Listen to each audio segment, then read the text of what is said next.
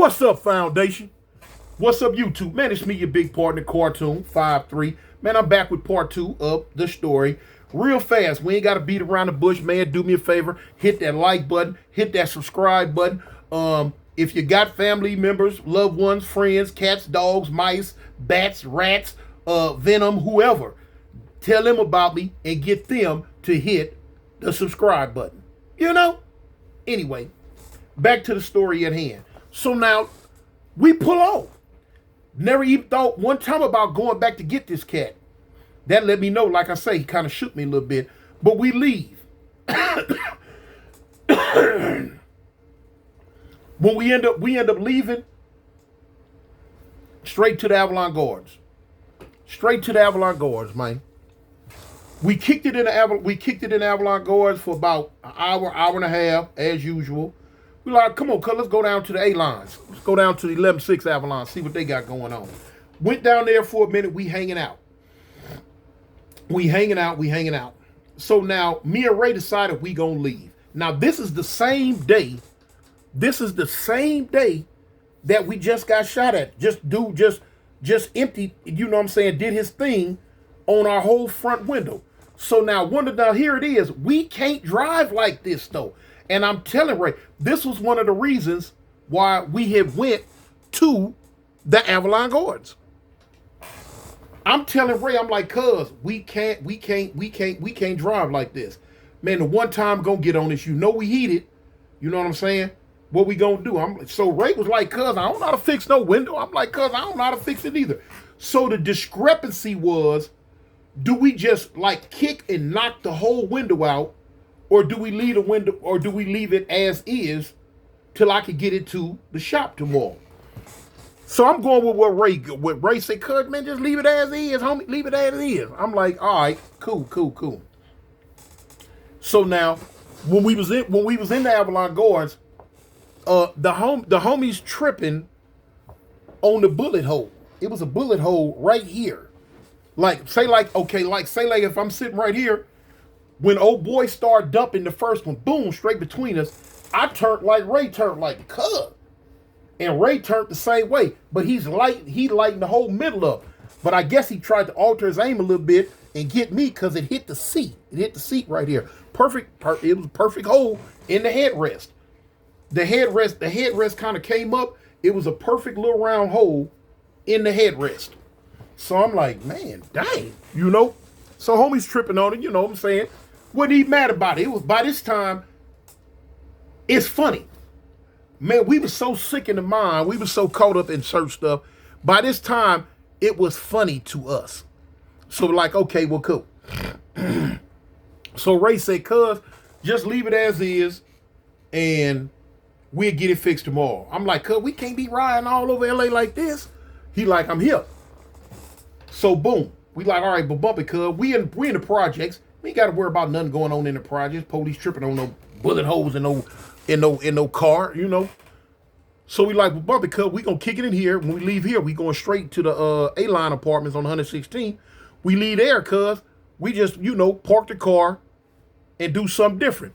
So what we decided was we was gonna take the Deathmobile, get rid of it. You know what I'm saying? Park it till I get it fixed.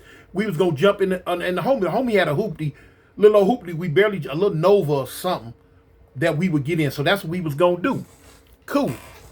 So now we kick it in the Avalon Gardens for a minute, and when we leave, I'm like, well, come on, cuz, we gonna go down here on 116. We go to 116.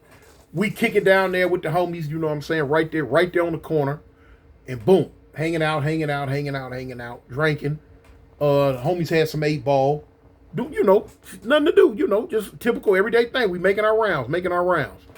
So after about an hour down that way, I tell the homie, I say, cuz, man, let's go back to the 50s, homie. Let's go back to the park, see what they got going on. He like, cool. Now by this time, it's dark. It's about, I don't know, if I can remember right, I say it's about 9 o'clock at night. I would say it's about 9 o'clock at night. So we finna bounce. We finna bounce. The homies get ready to go do something. They get ready to go do something. I think they had something over there called 11-5 East Side Hustlers or something that the homies was kind of having they little differences with down that way. And they was getting to go put some work in, and I was going to go with them. Yeah, I was going to go with them. You know what I'm saying? I told y'all, with me, you don't get along with Avalon, you don't get along with me. Period. So if the homies finna go put some work in, I'm going, cuz. Frontline soldier. Straight up. But they were like, no, we got it. I'm like, all right, well, cool, cuz. We finna leave. We could have took Avalon straight back to the set, but no. When we hit Imperial, we busted right on Imperial, and we was going towards Central. To be honest with you, why we didn't just go straight back down Avalon, I don't know. Why we was going down Central, I don't know. If I can remember right, I think it was something Ray wanted or something. I think I don't know what it was. I know we wasn't trying to go to stops. We don't do that. But whatever it was, we going down Imperial. As we get closer to Central, I see a dude walking with a black and red Pendleton on. He got a black and red Pendleton on. He walking with a girl, and the girl pushing a stroller. She got a baby in the stroller, and they walking down Imperial. They going, like I said, they going back towards Central. So in hindsight, I would probably say he probably was from Bellhaven Bounty Hunter. He might have been from Nickerson, I don't know, but he probably was from Bellhaven. They was the closest thing right there. But now when me and Ray see him, I'm like, cuz, look. Ray like, yeah, man, that fool, yeah, man, yeah. I'm like, cuz, we finna get him, homie. We finna do this. Ray like, shoot, cuz, whatever. I'm with you. Man, listen, we go all the way down. We go all the way down, and we bust a U. When you go past him, when we went past him on Imperial, you can bust a U. Like I say, it's nighttime. Wasn't a whole lot of traffic. You bust a U coming back down Imperial. In traffic and all that, we didn't give a dang. Police get on this or whatever. So when we bust the U and was coming back down Imperial, we pulled right up on our boy and jumped out. The car was still running. I just jumped up and throwed the car and parked.